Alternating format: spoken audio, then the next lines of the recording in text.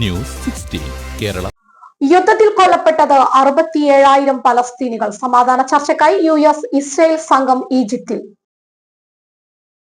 Israel Hamas യുദ്ധത്തിൽ ഇതുവരെ കൊല്ലപ്പെട്ടത് 67,000-ത്തിലധികം പലസ്തീനികളെന്ന് ഗാസ ആരോഗ്യ മന്ത്രാലയത്തിന്റെ റിപ്പോർട്ട്. മരിച്ചവരിൽ പകുതിയോളം സ്ത്രീകളും കുട്ടികളുമാണെന്നും റിപ്പോർട്ടിൽ പറയുന്നു.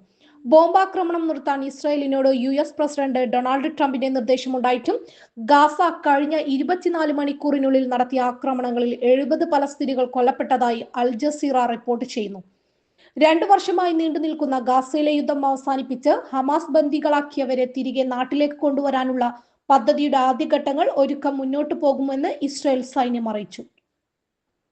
ട്രംപ് മുന്നോട്ട് വെച്ച ഗാസ സമാധാന കരാർ ചർച്ച ചെയ്യാൻ ഇസ്രായേലിൽ നിന്നുള്ള സംഘം ഈജിപ്തിലേക്ക് പോകുമെന്നും ഇസ്രായേൽ പ്രധാനമന്ത്രി ബെഞ്ചമിൻ നെതന്യാഹു അറിയിച്ചു. ബന്ദികളെ മോചിപ്പിക്കുന്ന തീരുമാനം അന്തിമമാക്കാൻ ട്രംപിന്റെ മരുമകനും ഒരു പ്രതിനിധിയും ഈജിപ്തിലേക്ക് പോയി. ഇസ്രായേലുമായുള്ള സമാധാന പദ്ധതി നടപ്പാക്കുന്നതിൽ ഹമാസ് വരുത്തുന്ന കാലതാമസം താൻ സഹിക്കില്ലെന്ന് ട്രംപ് സമൂഹ മാധ്യമങ്ങളിലൂടെ മുന്നറിയിപ്പ് നൽകി.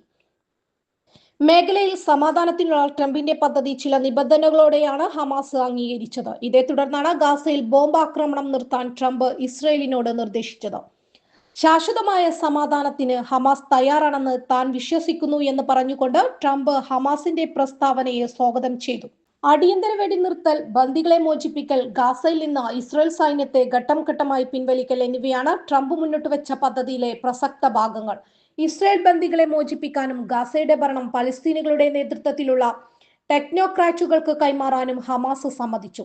ഇസ്രായേലിന്റെ തടങ്കലിൽ കഴിയുന്ന നൂറുകണക്കിന് പലസ്തീൻ തടവുകാരെ മോചിപ്പിക്കുന്നതിനുള്ള ചർച്ചകളും നടക്കുന്നുണ്ടെന്ന് മുതിർന്ന ഈജിപ്ഷ്യൻ ഉദ്യോഗസ്ഥൻ പറഞ്ഞു. അതിനിടെ ഇസ്രായേൽ ഹമാസ് യുദ്ധത്തിൽ മരിച്ച പലസ്തീനുകളുടെ എണ്ണം 67,000 കഴിഞ്ഞതായി ശനിയാഴ്ചയാണ് ഗാസ ആരോഗ്യ മന്ത്രാലയം അറിയിച്ചത്. പട്ടികയിൽ പുതുതായി 700-ലധികം പേരുകൾ ചേർത്തതോടെ മരണസംഖ്യ കുതിച്ചുയരുന്നു. ഈ പട്ടികയിൽ എത്ര പേരാണ് സാധാരണക്കാരെന്നോ പോരാളികളെന്നോ ഗാസ ആരോഗ്യ മന്ത്രാലയം പറയുന്നില്ല. മരിച്ചവരിൽ പകുതിയോളം സ്ത്രീകളും കുട്ടികളുമാണ്. News 16 news desk. പക്ഷമില്ല, വിവേചനമില്ല. നേരിനൊപ്പം, നാടിനൊപ്പം, നാട്ടുകാർക്കൊപ്പം. News 16 Kerala channel.